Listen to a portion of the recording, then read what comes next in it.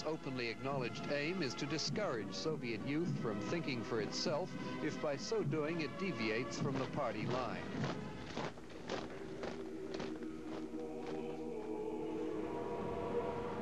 Moving to Moscow in the middle of the Cold War, you know, it was like moving into the heart of the history that dominated the second half of the century.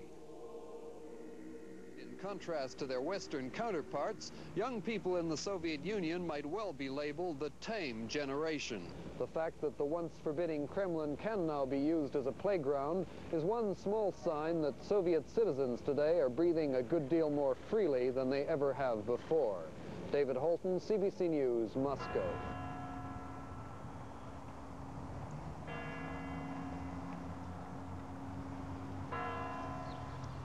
It's just another Moscow building now, the former headquarters of the KGB.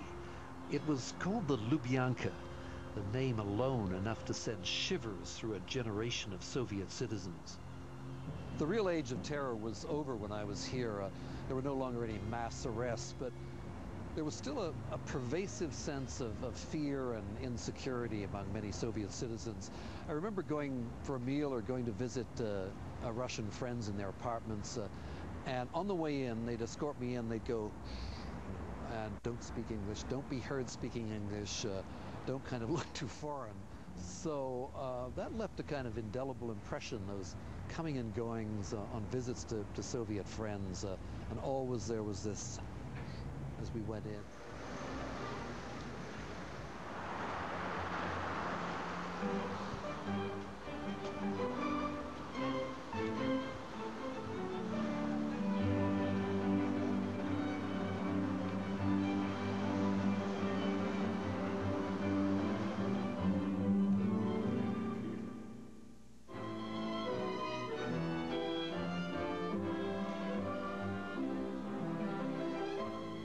This is what the Russians call a palace of weddings, so-called, and very much like the one I got married in almost 40 years ago.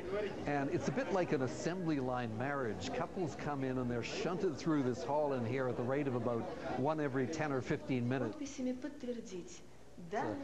It was quite interesting in our case because the Palace of Weddings director gives you a little homily on the joys and virtues of life in socialist society when we were there, and gave a pointed message to my wife saying, don't forget the socialist motherland when you leave the Soviet Union. I'm still married to Zoya Nikolaevna almost 40 years after that memorable day in September in 1968.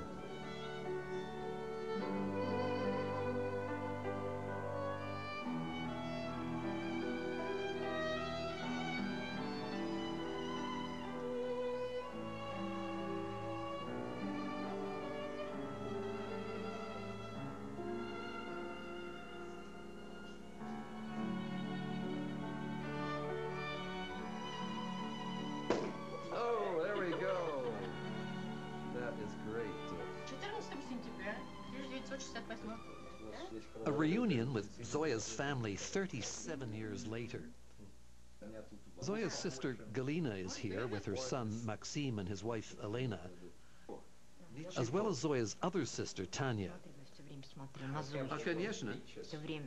Looking back, I think some of my few real insights about Soviet life came from the family. What a contrast with the stonewalling apparatchiks you had to deal with in the Soviet bureaucracy. Much as we used to do at these family gatherings, we lingered for hours over a table laden with vodka and smoked fish and that great Russian bread. Tell me very frankly and very honestly, a foreigner coming into your lives in 1967, the height of the Cold War, some of you must have been a little worried about that. Скажите честно, Подавала документы, чтобы поехать в Канаду, и мне прям так открытым текстом и высказали. So several times I gave my documents to for the permission to go to Canada to visit you, and they just told me that you can't go. What was the reason they gave? По какой причине? Ну, да, они тебе сказали какую причину. Но они сказали, не хотите мужу испортить карьеру, оставайтесь в Москве. If you don't want to spoil the career of your husband, just stay here. Oh, really? Yeah. Huh.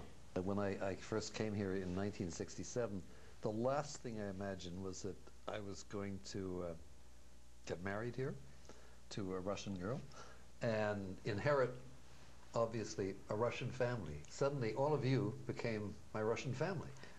Ой, и это я. Я была очень рада за Зою. Она так полюбила Дэвида, и I was so happy that я Zoe очень met за you нее and рада. she was Все остальное меня не loving you so волновало. much, so she was very happy about Zoya.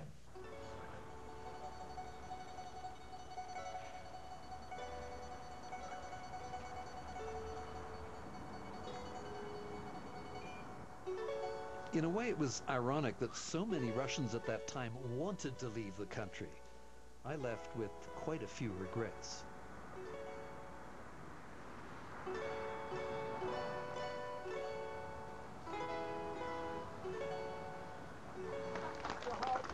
Hi, how are you?